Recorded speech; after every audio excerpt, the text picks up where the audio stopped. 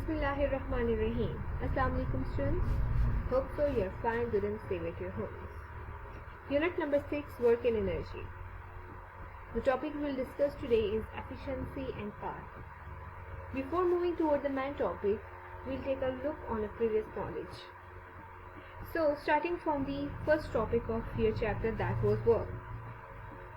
In the light of previous knowledge, you have to answer these questions. What does the work mean to you? There are few questions you have to answer. Lifting a weight, walking with a big grocery in your hand, completing your homework assignment, writing an essay.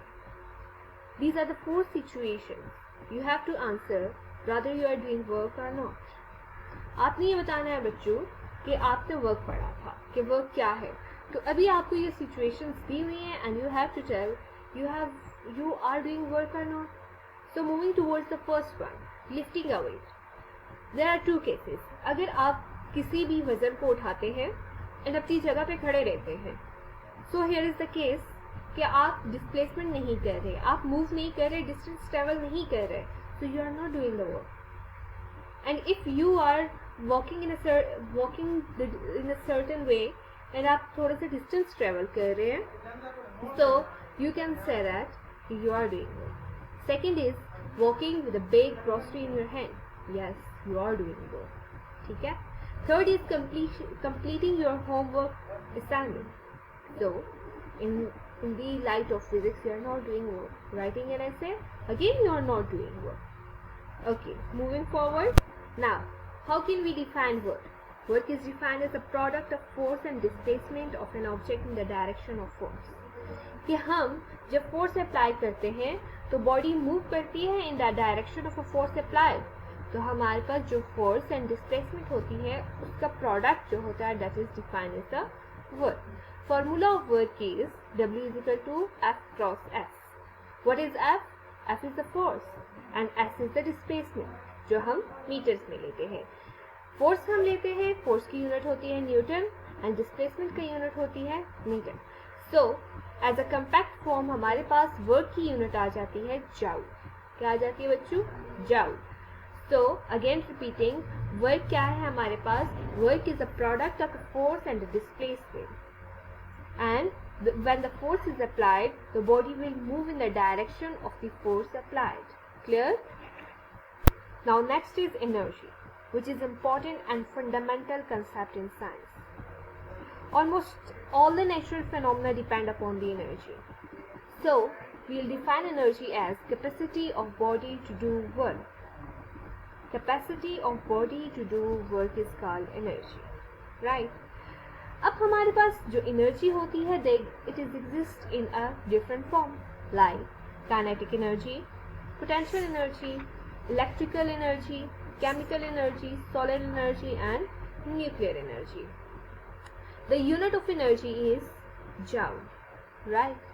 अब हमारे पास ये different आपको forms दी हुई है energy की, you can check them out. और हमने ये energy के topic में पीछे पढ़ के भी आए हैं. Now here we are with the main topic, that is power. Power क्या है हमारे पास? Power is defined as ability to do work.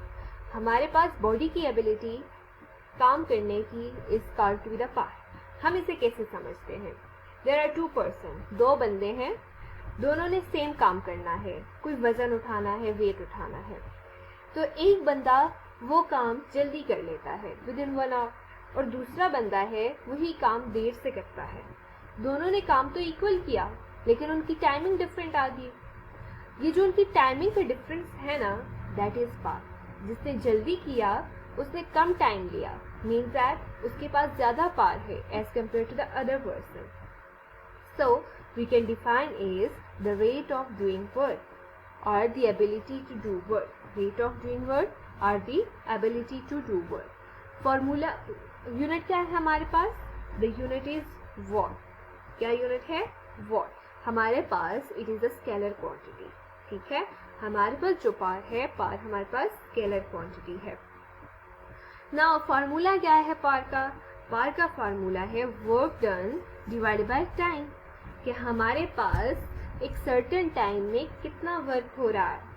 For the work the unit is joule and time के लिए हमारे पास सेकंड की यूनिट आ जाता है। हम इसे सिंबल्स की फॉर्म में कैसे लिखते हैं? P is equals to W divided by T. What? P is equals to W divided by T. W is work. Work है ना, तो वर्क का फॉर्मूला क्या होता है? हम पीछे पढ़ के आए हैं, force multiplied by displacement, force into the displacement. अब force into the displacement divided by time. अब हमने वेलोसिटी पढ़ी थी सेकंड चैप्टर में। वेलोसिटी क्या थी? Displacement divided by time. Displacement और टाइम को जब हम एक साथ करते हैं तो क्या बन जाती है? वेलोसिटी बन जाती है। So power is P is equals to F into V। ठीक है बच्चों। The power of a body strong and fast, कि जो बॉडी हमारे पास पावरफुल होती है वो स्ट्रॉन्ग भी होती है, वो फास्ट भी होती है। Now kinetic and potential energy, ये भी हमने पहले पढ़ा हुआ है, रिपीटिंग, कि हमारे पास क्या है kinetic and what is potential energy. So kinetic energy हमारे पास होती है बॉडी में due to its motion. Energy in a body due to its motion is called to be the kinetic energy. Formula for kinetic energy is half mv square, where m is the mass of a body and v is the velocity. SI unit is joule, right? Now moving forward, potential energy. Potential energy is energy possessed by the body or object due to its position or state. कि हमारे पास body की position या उसकी state की वजह से जो energy उसके पास होती है, it is called the potential energy. और we can say that when the body is in the rest, जब बॉडी रेस्ट की कंडीशन में होगी तो उसकी जो एनर्जी होगी that is potential energy. Or shortly we can say the energy possessed by the body by the virtue of its position, right? अब हमारे पास इसका फॉर्मूला क्या है? mgh. Potential energy is equals to the mgh, where m is the mass, g is the gravity and h is the height, right? Now we know that कि हमारे पास gravity भी constant होती है, ग्रेविटी भी constant नहीं होती, gravity constant होती है, मास एंड हाइट जो बॉडी की वो चेंज हो सकते हैं, राइट? अब हमारे पास एसआई यूनिट जो है that is the joule. Now a cat has a potential energy at height position. कहता है हमारे पास ये केट है, it is at a certain height that is H हमारे पास, and m is its weight and g is the gravity, gravitational acceleration जिसे हम कहते हैं। तो कहता है हमारे पास जो केट है it is on a height, so it has a potential energy, right? So principle of the conservation of the energy, हमने पढ़ा था एनर्जी की कंजर्वेशन एंड कन्वर्जन के बारे में। तो यहाँ पे हम अगेन रिपीट कर रहे हैं कंजर्वेशन को, कि हमारे पास जो एनर्जी है वो कंजर्व रहती है।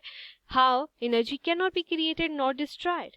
We know that that's the law कि हमारे पास एनर्जी क्रिएट भी नहीं हो सकती और डिस्ट्रॉय भी।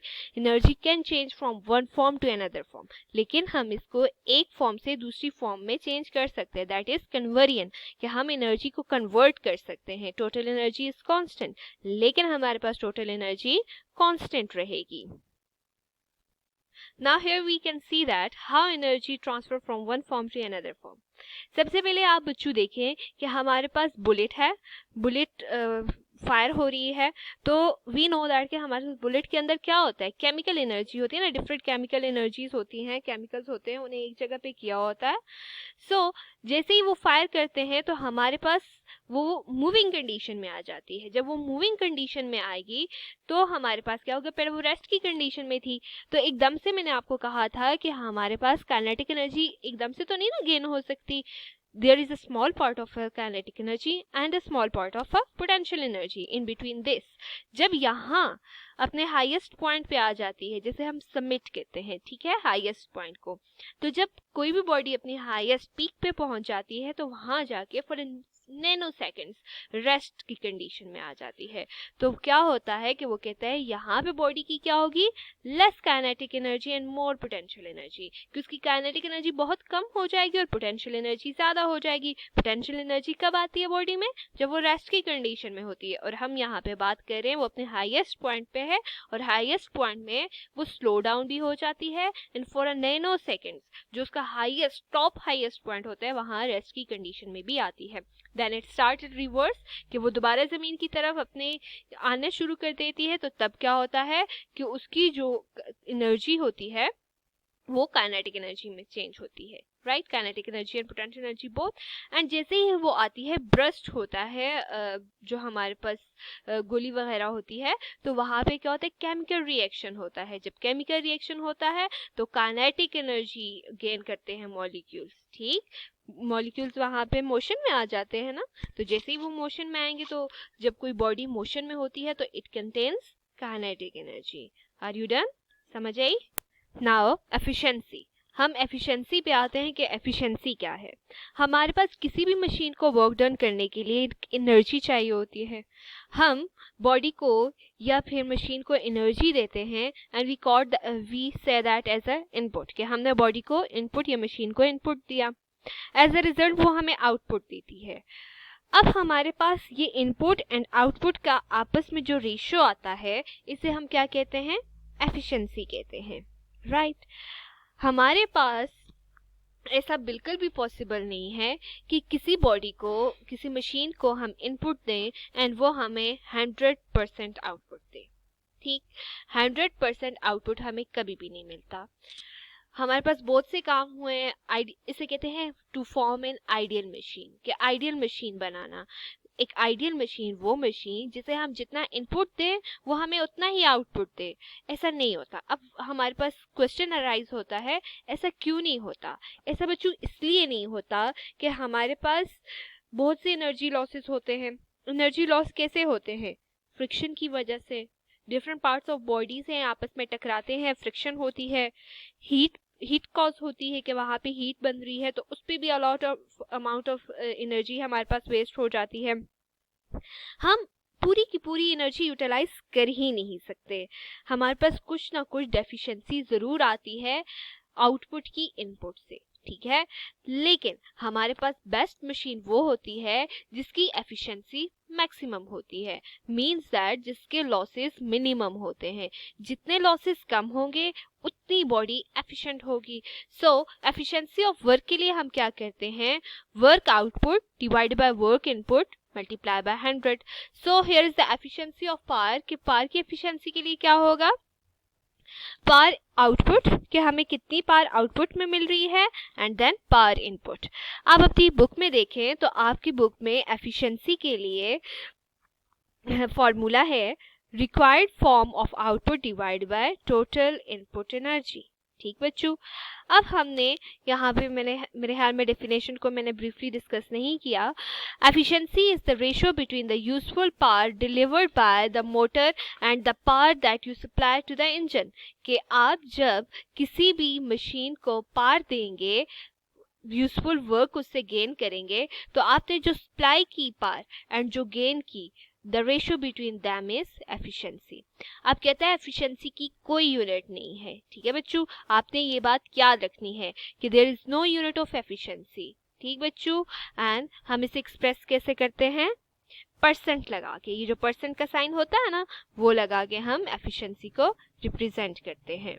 So it was all about today's lecture. Hope that you are clear, and if anything is not clear, do ask. Thank you. Allah Hafiz.